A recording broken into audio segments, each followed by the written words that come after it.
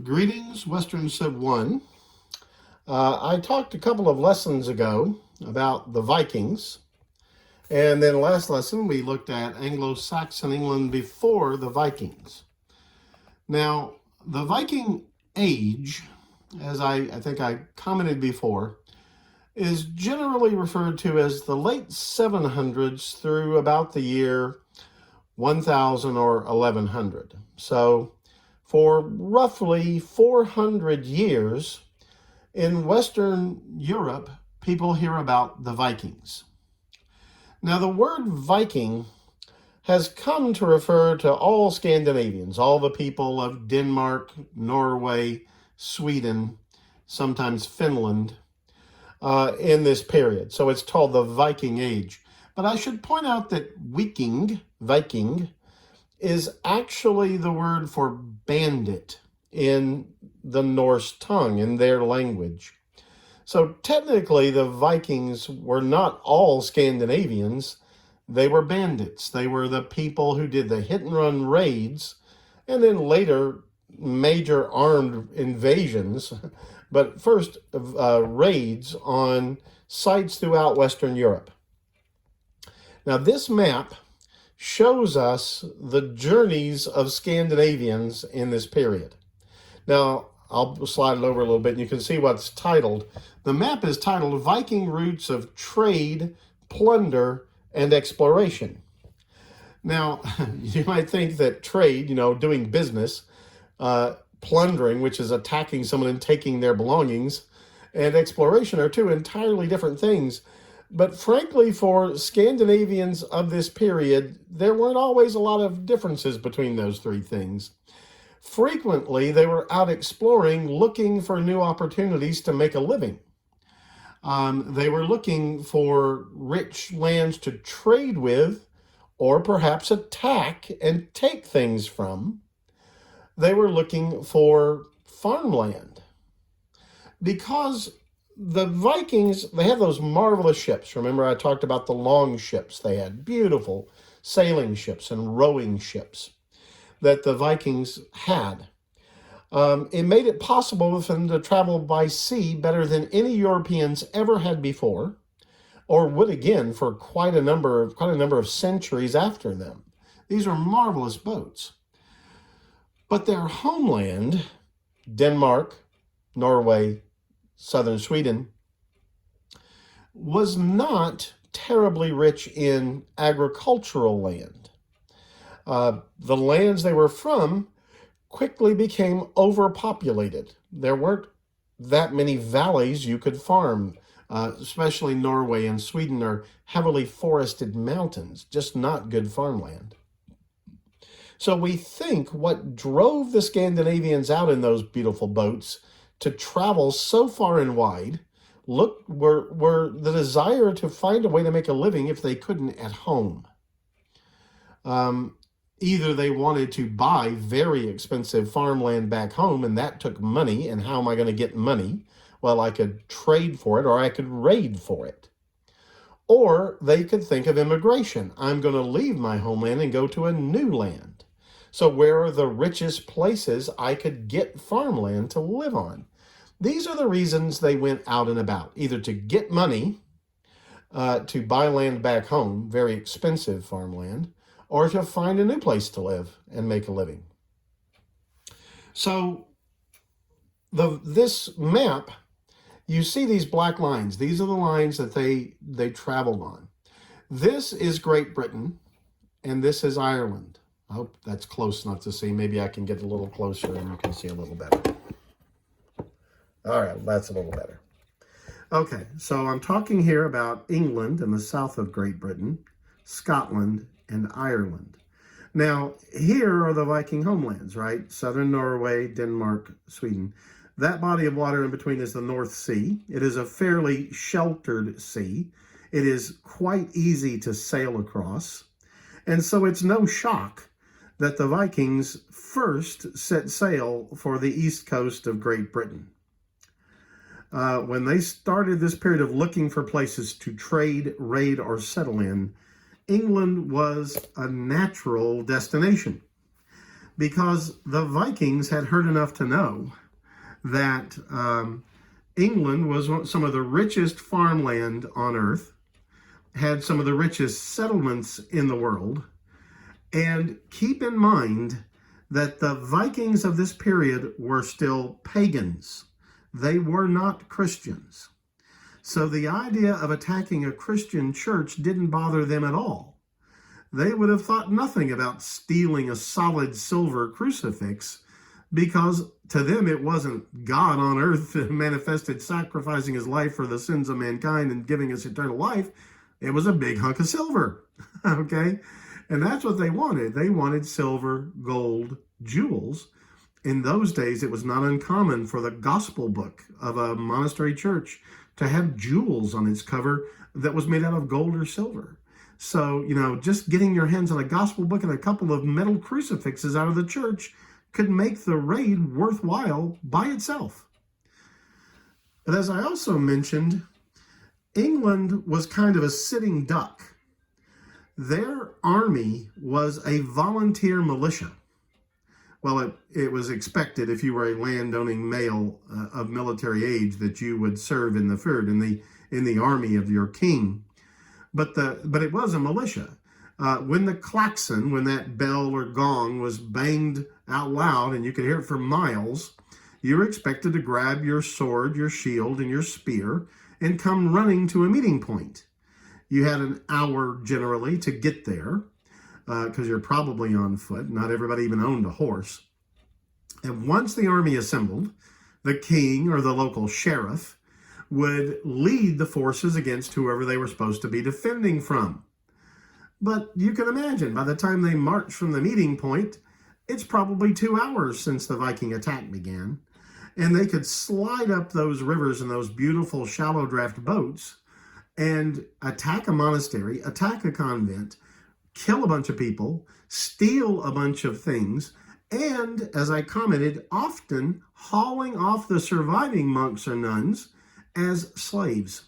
They had no problem enslaving Christians, Christian holy people even, to sell as slaves or to use as their own slaves. So this militia system of England was hopelessly inadequate to take on the Viking raids. There just wasn't time for all of that in this period. All right. So, well, I don't know. I've got shadow problems with my lighting, and I'm trying to stabilize the thing so it's not bouncing around everywhere for you. I'm sorry about this. But anyway, the very first raids in England took place at Lindisfarne on the Holy Island right up here. This was a very famous monastery founded by St. Cuthbert, and it was rich because people gave donations to it for the prayers of the monks and for the beauty of the church. And so this famous raid in 796 is often considered the beginning of the great Viking raids, but they would come thick and fast all over the coast of England throughout the early 800s. Now, here's the way things often went. A raiding party would slide up a river, attack a village, attack a monastery, carry off things. They'd go back home, tell their friends and neighbors how much money they'd made, how easy the pickings were in England, and then the next summer, a much bigger raiding party would come. Eventually, after a few years of this, the Vikings would not leave after the raids. They had so many people, they eventually became invading armies. They would winter over in England to keep plundering, because they eventually had thousands of men in dozens and dozens of boats on these raiding parties. And once they began staying for more than a year, they began looking at the land and thinking, hey, why are we taking all this money back home to buy expensive land in Scandinavia? These are better farms, and we could just take them. We don't have to pay for them. And they began to settle in the north and east of England in large numbers. So if you are, as I discovered I am, descended from people of northern England, you probably have some Viking blood in you. Because a lot of times these were Viking men, and they would marry Anglo-Saxon women. Their children would be mixed race, you might say, mixed nationality. They would have ties both to England and to Scandinavia. It made for a very interesting world. Also, the English language was impacted by this Danish, they were usually called the Danes or the Northmen, invasion. A lot of our common everyday words actually come from Old Norse, from the Viking language. The shirt you are wearing now, the word shirt, or you ladies may be wearing a skirt, those are Norse words. They're not Old English words. They came to us from the Vikings and dozens of others. If you've ever seen the name Thorpe or Thorn on the end of a name, that actually comes from Old Norse. So Vikings settled in northern and eastern England in so much numbers that they ruled over those places for more than 150 years. That portion of England was known as the Danelaw, the place where the Danes make the law. And the Danelaw would, as I say, last well over 150 years. So that north and eastern England really was part of Scandinavia in their minds for quite a long time. Eventually, the Vikings would try to conquer the whole of England. They will come very close. But in the 800s AD, a remarkable man named Alfred the Great, and he'll be the subject of my next lecture, would stop them. One of the ways he would stop them would be to solve the militia problem. He will create a standing army. So grave was the challenge, he actually took men away from their farms and their families and made them serve in the army for half the year. He split the militias into two units, one half of the year to the midsummer, the other half to the next midsummer, to the middle of winter. And these men were required to be standing armies. And he fortified villages. He built walls around them. He built barracks in them and stationed about 100 soldiers in each of these villages with horses. So that if a message came that the Vikings were attacking somewhere, these soldiers who were permanently stationed in their garrison in that village, the villages were called burghs, B-U-R-G-H. So anytime you see an English place name with burg on the end, like Pittsburgh, that comes from this period of English history, these fortified towns with walls around them. But anyway, these standing army soldiers could respond very quickly as soon as they got the message on horseback. So instead of waiting an hour for soldiers to gather, then organizing them, then marching to fight the enemy, which might take an hour or two to get there, these guys, as soon as they got word from a Pony Express kind of system that Alfred set up, they could jump on their horses and race off to fight the Vikings. Now, the Vikings were pretty fierce warriors, and a lot of times the Vikings could win the battle. But this was a game changer, because remember what the Vikings thought was so useful about England? It was easy pickings, but now it's not so easy. You might think twice about risking your life to get some gold and silver if there's a decent chance you could get yourself killed. Do you really want to fight a major battle? So it began to be a little less attractive to go on these raids once Alfred's army was in place, because, yeah, the Vikings might still win a battle, but there didn't used to be battles. They used to be able to get away before they got there. And now they have to fight, and these people are defending their homeland, so they fight fiercely. Okay, just a few more images of the Vikings before we move on to Alfred in the next lecture. One of the things I wanted to share with you, this is a picture out of an Iceland reconstruction. Remember that the Vikings explored and discovered Iceland in the North Atlantic. Almost all the people in Iceland today are descended from Norwegian Vikings. So there you see what a house of Vikings in Iceland looked like. And you would have found similar houses. Sometimes they were built of wood. In Scandinavia and northeast England, they probably would have been built of wood. These are called longhouses for obvious reasons.